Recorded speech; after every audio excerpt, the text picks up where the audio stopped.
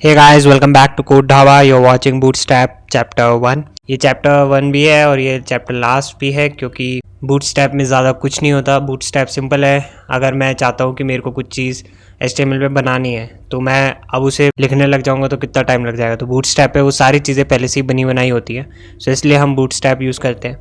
सो उसको यूज़ करने के लिए गूगल पे बूटस्ट्रैप getbootstrap.com पे चले जाओ।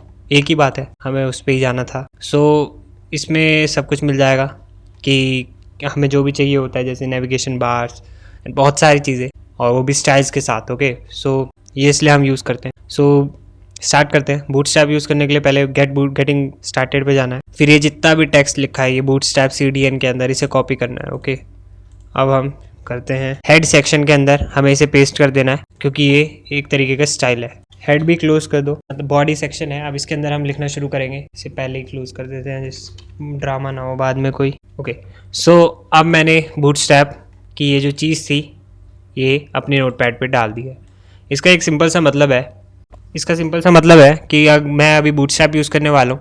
उसमें बहुत सारी क्लासेस हैं जो कि पहले से ही बूटस्ट्रैप साइड में बनी हुई है और उससे हमें कनेक्ट करना है, लाइक दिस, जैसे ये कनेक्ट हो रहे हैं यहाँ से हम।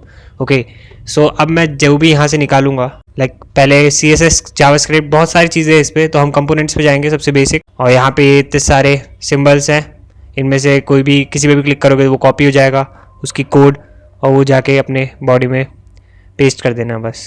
Let's start with navigation bar. Nav bar से शुरू करते हैं। बॉडी में लिखते हैं पहले वेलकम। ओके, यहाँ पे मैंने लिख दिया है। ओके, इस फाइल को सेव कर देते हैं। ये फाइल आ गई, इस फाइल को खोलते हैं। जो मैंने लिखा था वो आ गया। इसमें कुछ बूटस्ट्रैप यूज़ नहीं हुआ है अभी हमें करना है। अब यहाँ से शुरू करते हैं। हमें अपनी जैसे कोडिंग में नेविगेशन बार चाहिए। ओके, जैसे मैं ड्रॉप डाउन पे क्लिक करूँ तो ये सब आ जाए, ड्रॉप डाउन फिर से क्लिक करूँ तो ये सब आ जाए, लिंक पे क्लिक करूँ तो कुछ खुल जाए, ऐसे। मुझे क्या करना है, सिंपल ये चीज़ कॉपी करनी है। यहाँ से भी कर सकते हैं कॉपी, बट वो नोटपैड पे एक ही लाइन में आ जाएगा, समझाना मुश्किल हो जाएगा, इसलिए अपन लोग यहाँ से कॉपी करने वाले हैं। ओके, हेडिंग के बाद डालना था तो मैंने वहाँ से कॉपी करके यहाँ पेस्ट कर दिया।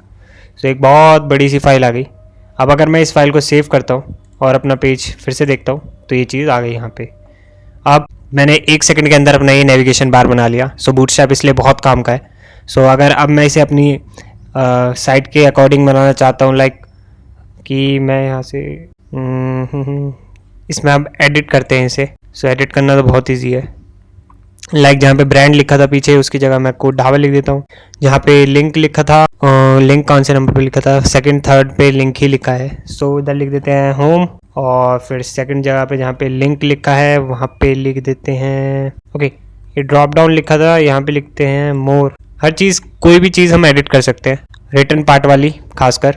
होम यहाँ पे नहीं लिखना चाहिए, और यहाँ पे लिखेंगे अबाउट। ओके, जब अब फाइल को सेव कर दिया, अब जैसा मैंने किया था वैसा ही आ गया कोड ढाबा। यहाँ लिखा गया होम, अबाउट, मोर, सर्च, और यहाँ पे लिंक। ड्रॉप डाउन को अगर चेंज करना चाहते हैं, ओके, यहाँ से फिर से वो भी कर सकते हैं। यहाँ पे लिंक और ड्रॉप डाउन ढूंढना है।